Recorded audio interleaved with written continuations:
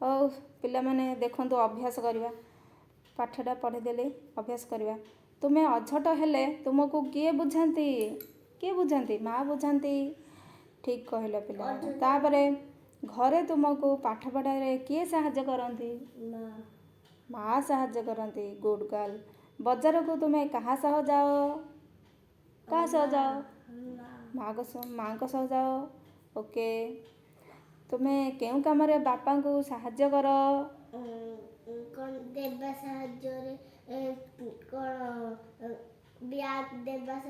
Bag ନେବା ସାହାଯ୍ୟରେ। Bag ଦରକାର ପଡ଼ିବ ବାବାଙ୍କୁ ଦେବ ନା ନାହିଁ? ହଁ। ତୁମେ କେଉଁ ସବୁ ସଉଦା ଦୋକାନରୁ ଆଣିଥାଅ? କ'ଣ କ'ଣ ସଉଦା ଆଣୁଥାଅ?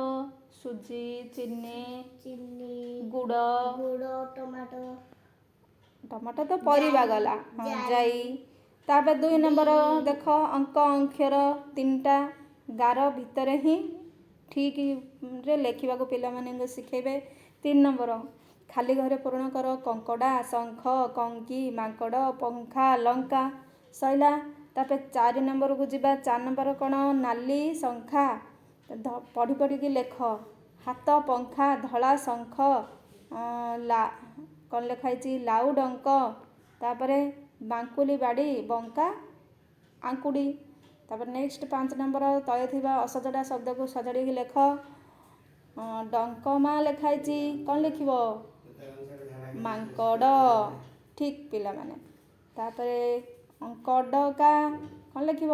କାଙ୍କଡ଼। ତାପରେ ରିଙ୍ଘାସ ଲେଖା ହେଇଛି। କ'ଣ ଲେଖିବ? ଶଙ୍ଖାରି। ତାପରେ 6 ନମ୍ବର ଶବ୍ଦ ଗଢ଼ିବ ଅଙ୍କ ଅଙ୍କକୁ ନେଇକିରି। କ'ଣ ଶବ୍ଦ ଗଢ଼ିବା? ମାଙ୍କଡ଼, ଶଙ୍ଖାରି, କାଙ୍କଡ଼,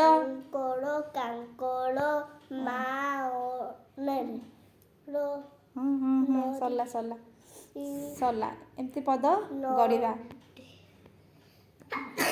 ତାପରେ 7 ନମ୍ବର ପଢ଼। ଖାଲି ପଢ଼ିବ। କଙ୍କି, ଶଙ୍ଖା, କାଙ୍କ, ଶଙ୍ଖ, ବଙ୍କା, ପଙ୍ଖା, ଢିଙ୍କି, ପଙ୍କ।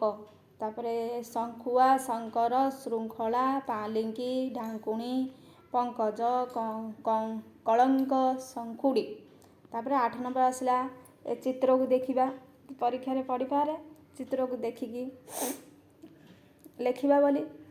ସେମିତି ଗୋଟେ ଚିତ୍ରକୁ ଦେଖିକିରି ଗୋଟେ କବିତା ଦିଆଯାଇଛି, ଗୀତ ଦିଆହେଇଛି। ପାଣି ପିଇଥିବ ଛାଣି, ଟଙ୍କା ନେଉଥିବ ଗଣି। ଆମର ଚାଟଶାଳୀରେ ଆମେ ପ୍ରଥମେ ପାଠ ପଢ଼ିଲା ସମୟରେ ଲେଖା ହେଉଥିଲା ଏଇଟା।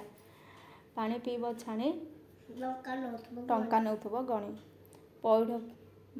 ପଇଡ଼ ପିଇବ ଛାଣି, ଟଙ୍କା ନେବ ଗଣି। ଏମିତି ପଢ଼ିଥିଲା। ପଙ୍ଖା ତଳେ ବସି ଶଙ୍ଖି ବିଲେଇ, ଶଙ୍ଖା ପାଛିଆକୁ ରହିଛି ଚାହିଁ। ତାପରେ ପଢ଼, ଆଲୋଚନା କର ସାଙ୍ଗ ଭିତରେ। ମାଙ୍କଡ଼ ତା ବାପାକୁ କ'ଣ କହିଲା?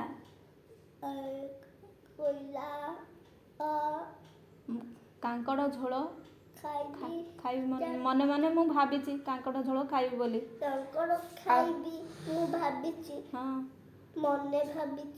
ମନରେ ମୁଁ ଭାବିଛି କାଙ୍କଡ଼ ଝୋଳ ଖାଇବି।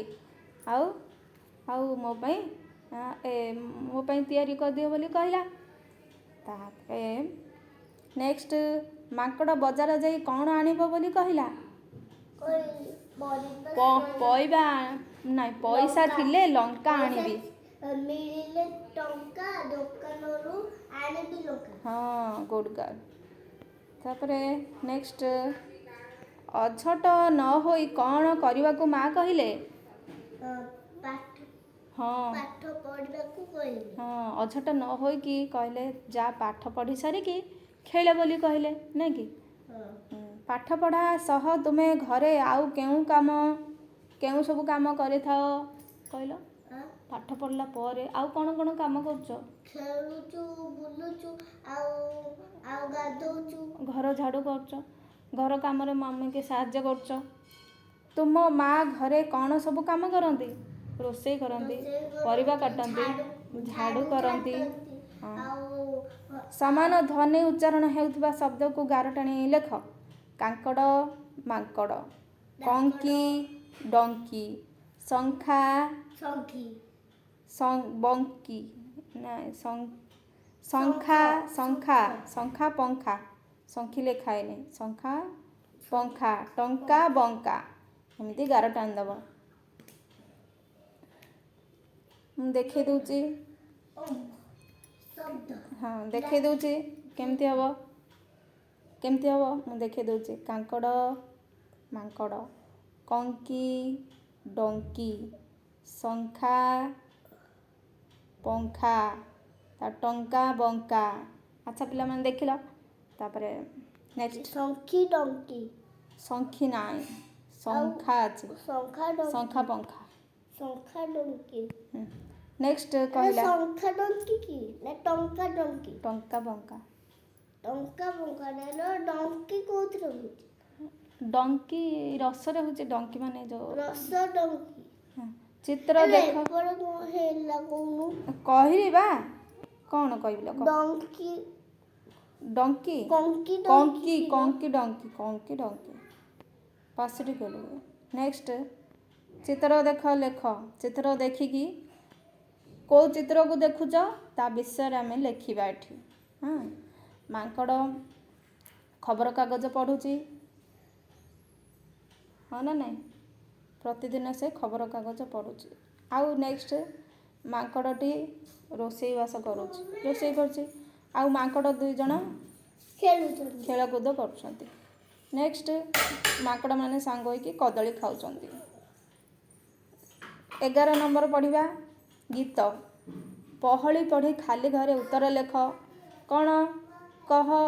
ମିଠା କଥା କହି କରେ ଆଦର, ତା ପାଇଁ ଘର ସରଗପୁର, ଜନମ ତୁମର ଗରଭୁ ତାର, ପାଖରେ ଥିଲେ ସେ ନ ଲାଗେ ଡର। କିଏ ସେ?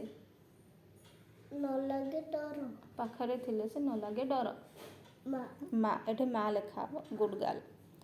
ଆମରି ହସରେ ତାହାରି ଖୁସି, ପାଳନ୍ତି ଆମକୁ ସେ ହସି ହସି, ମୁଖିଆ ହୋଇ ସେ ଘର ଚଳାନ୍ତି, ସୁଖେ ଦୁଃଖେ ଆମ ପାଖେ ଥାଆନ୍ତି। କିଏ? ବାପା। ତାପରେ ନେକ୍ସଟ ରହିଲା, ଯେପରି ଲଙ୍କା ରାଗ ଲାଗେ ସେପରି କୁହ। କଇଁଆ ଡେସ୍ ଲାଗେ, ଖଟା ଲାଗେ। ଲେଖିବ ଏଠି କ'ଣ ଲେଖିବ? ହଁ, ଖଟା ଲାଗେ। ତାପରେ ରସଗୋଲା ଡେସ୍ ଲାଗେ, ମିଠା ଲାଗେ। Good girl. ତାପରେ ଲୁଣ ଡେସ୍ ଲାଗେ, ଲୁଣିଆ ଲାଗେ। ମୁଁ ପିଲାମାନଙ୍କୁ ପଢ଼େଇ ଦେଲି। ହଁ, ତାପରେ ନେକ୍ସଟ ଆସିଲା ତୁମ ପାଇଁ କାମ। ତୁମ ରୋଷେଇ ଘରେ କ'ଣ ସବୁ ଜିନିଷ ଅଛି, ମା ବାପାଙ୍କୁ ପଚାରି ତାଲିକା ଗୋଟେ କରିବ। ଗୋଟେ ତାଲିକା ଏମିତି ପ୍ରସ୍ତୁତ କରିବ। କେମିତି ମୁଁ କହିଦେଉଛି ଦେଖେ। ଏମିତି ଗୋଟେ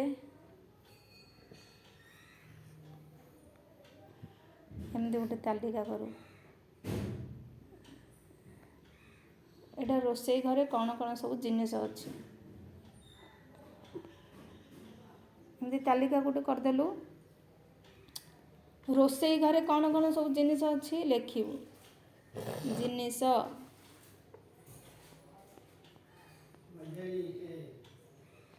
କ'ଣ କ'ଣ ଜିନିଷ ଅଛି ଏଠି ଲେଖିବୁ। କ'ଣ କ'ଣ? ପିତିପାତିଆ,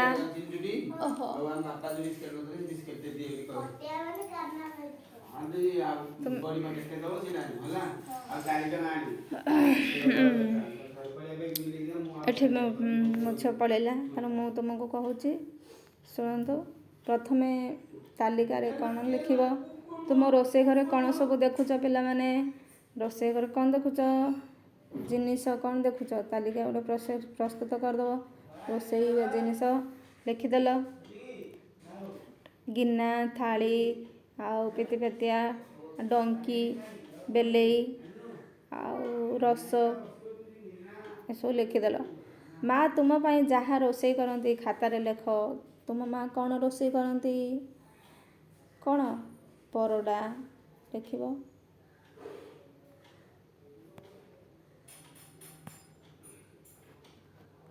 କ'ଣ କରନ୍ତି? ପରଡ଼ା